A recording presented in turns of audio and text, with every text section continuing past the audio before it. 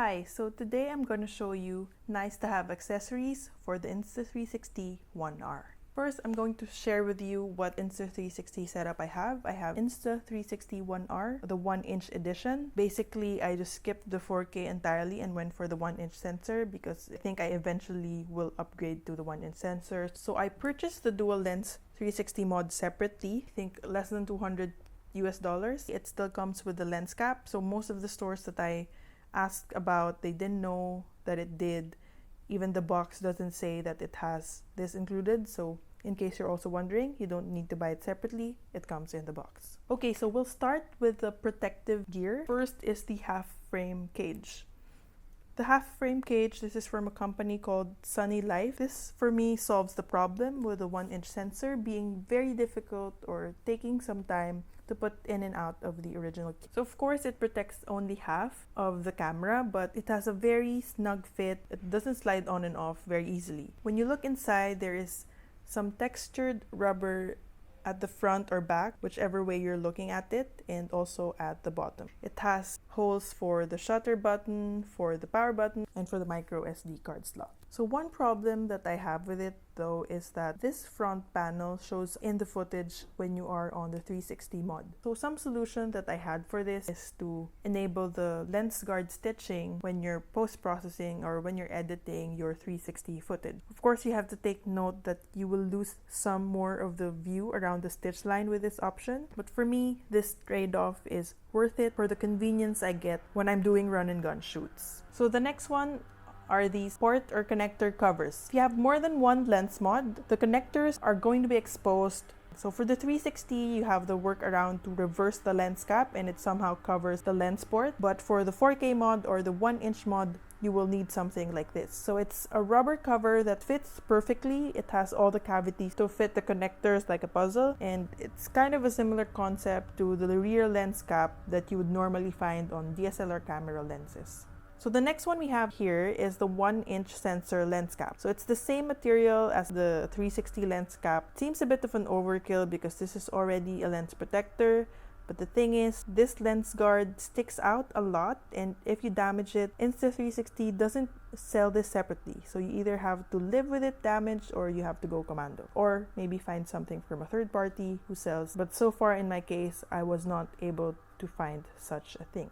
So the next one on the list is a tempered glass screen protector. This is more or less already SOP for any new gadget with a display that you may have. So it protects the screen on the core module from scratches. The package comes in a set of 2, I think, so for when you mess up the first one, you still get another chance, or if you break one, then you still have a replacement for it. It does not affect the responsiveness of the display, and it's very easy to apply. The next one we have is this zipped hard case specifically made for the 360 module. So if you're looking for something with more coverage than the original lens cap, this is going to be a very great option.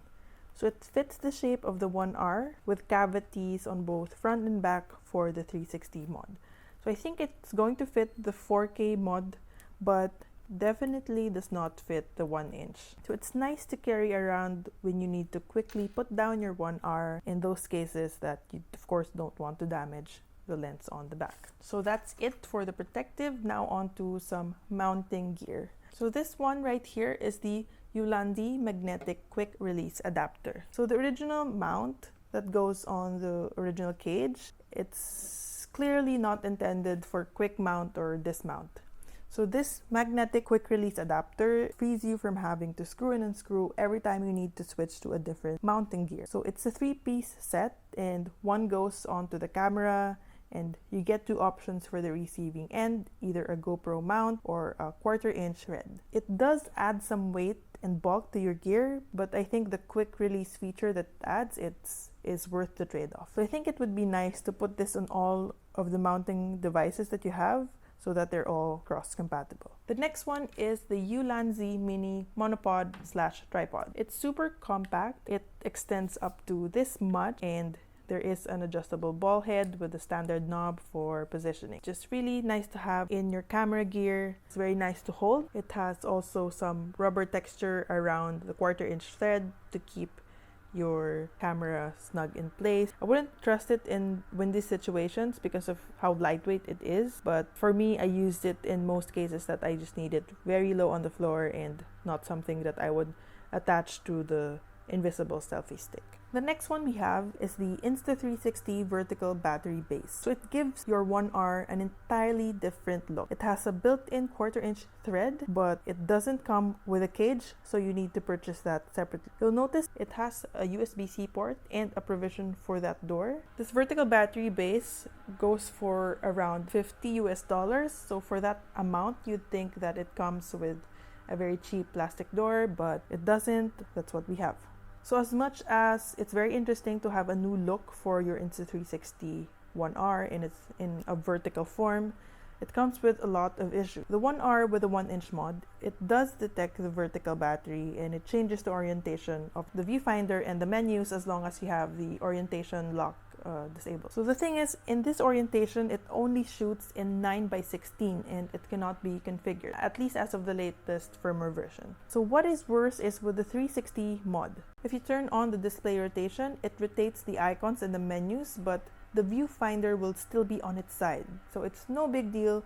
It's just overall not a pleasant experience when you're trying to pan around to see if you have the right exposure or if you want to check the stitch lines, because it just seems very unnatural. So my suspicion here is that the vertical battery base is detected just as any power supply. There's no way for the cord to tell it apart from a regular charger or a power bank. So I think as of now, it's no different than having it in a standard horizontal layout and tilting it on its side. So the next one we have is the 3.5mm mic adapter. So it allows support for TRS mic input, like the ones on the Rode Video Micro. It just opens up a lot of possibilities to attach shotgun mics or even wireless mics like the Rode Wireless Go. There are other accessories that I have that I didn't mention yet, like ND filters for the 1-inch, some hot shoe adapter. Once I get to test those out, I'll be putting that in a separate video. And that's it. If you find any of those accessories interesting for you, all the links are in the description. And if you have any questions, let me know in the comments. I'll see you guys in the next video.